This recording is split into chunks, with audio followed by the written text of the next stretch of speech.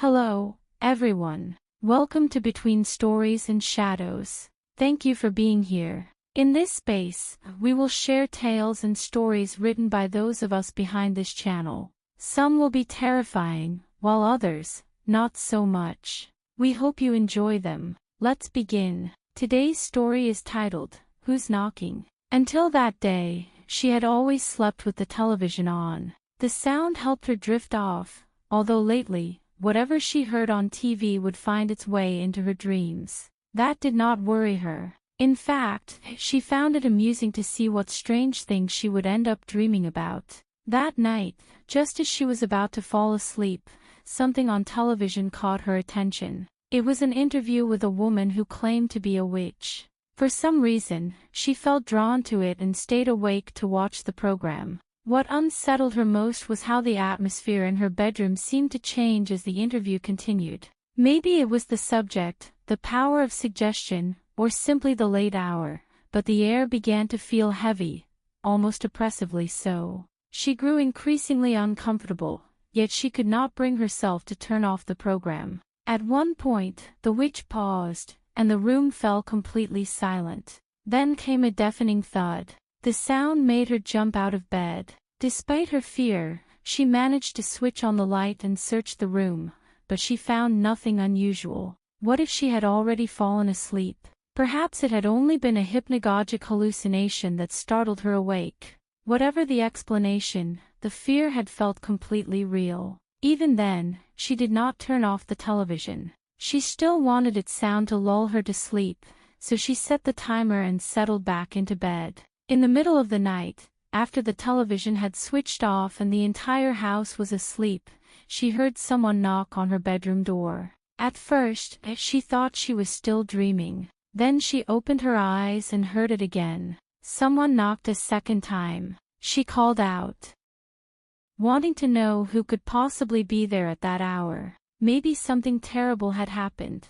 No one answered. The next morning, she tried to convince herself that everything, including what she had watched on television, had been nothing more than her imagination. But when she got out of bed and approached the small table in her room, she noticed a piece of cardboard lying on it. It had not been there the night before. Everything felt wrong. Had that been the source of the violent thud? How could a simple piece of cardboard have made such a loud, heavy sound? She decided to forget about it and continue with her day. Later, she told her sister what she believed had been a dream. Her sister replied that she had heard the loud noise too. She had even assumed that something heavy had fallen in the bedroom because the sound had been so dry and forceful. But as for someone knocking on the door, she had heard nothing. The two sisters exchanged worried looks, but eventually decided not to give it any more importance. That night, she chose not to leave the television on.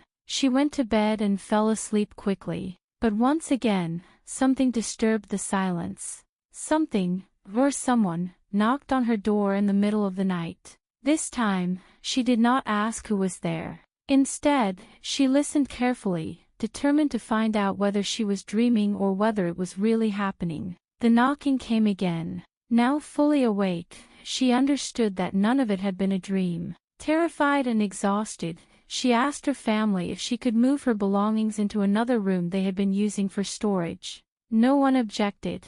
Perhaps whatever had been knocking would not find her in the new room. Several days passed, and she finally began sleeping better. Little by little, she stopped being afraid of the room. But it was far from over. Because of everything that had happened, she began sleeping with the family dog, a small dog that usually made plenty of noise whenever it heard something unusual. If anything happened again, at least her sister would hear the barking. For days after moving rooms, she needed to wake earlier than usual because the family was going on an excursion. She wanted to shower first and prepare a few things before they left, so she set an alarm. Still, she worried that if she fell into a deep sleep, she might not hear it. She checked the time. It was 3 in the morning. She could remain in bed for another 2 hours. While she was thinking about that, she heard it again. Someone was knocking on the door. She said nothing.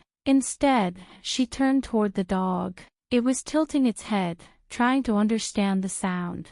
It never barked, and she did not speak. Whatever had been searching for her had found her again. In desperation, she asked her sister to switch rooms with her. Seeing how frightened and sleep-deprived she had become, her sister agreed.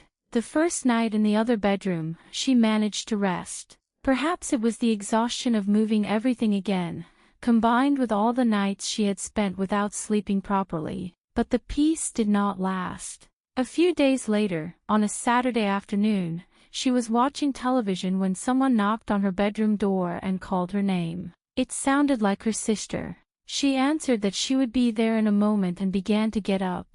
But the blanket became tangled around her, delaying her for a few seconds. When she finally opened the door, her sister was not there. She assumed she had only knocked to call her downstairs, so she walked through the house, calling her sister's name. As she passed the window overlooking the patio, she saw her sister outside.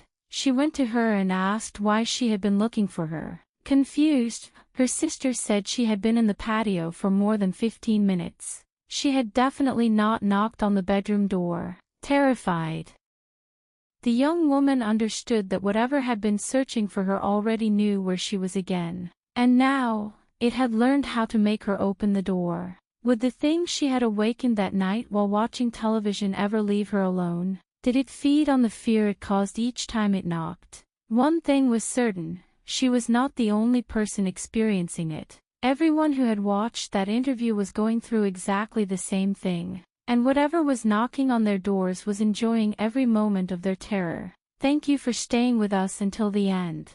We hope you enjoyed the story, and we look forward to reading your comments. Don't forget to like this video and subscribe to the channel. Thank you, and we'll see you in our next story. Bye.